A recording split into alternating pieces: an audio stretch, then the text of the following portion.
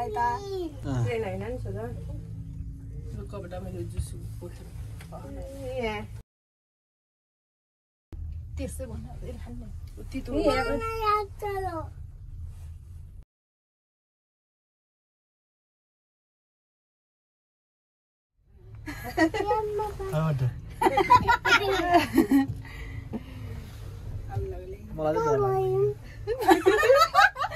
बोलेर खटा खटा खटा गर्दै त्यो त गरिहाल्छ अहिले त्यो त्यहाँनेर पनि त पोल चेन्ज हुँदा त गरिहाल्छ नि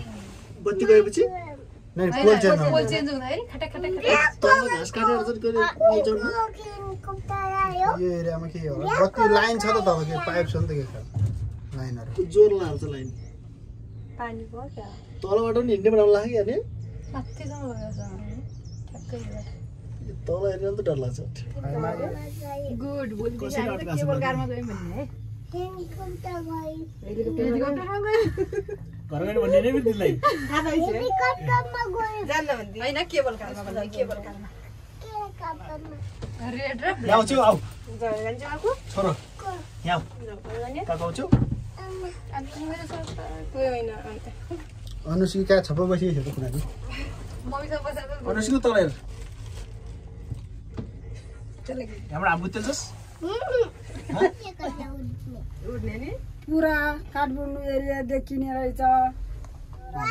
मलाई त ट्रेन हैन नि सदा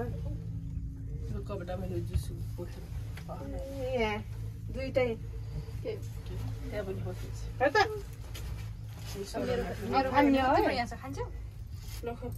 त्यहाँ बाटो बन्दै त्यो बाटो पनि बाटो बन्दै रहेछ त्यहाँ उता बाहिरको फ्रुटी ल्याइदिए त्यसै भन्नु खान्ने तितो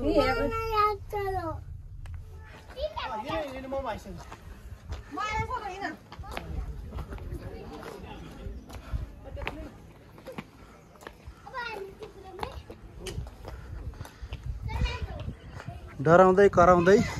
केबुल कारबाट हामी निस्केर उकालो भालेश्वर महादेवको दर्शनतिर लागिरहेका छौँ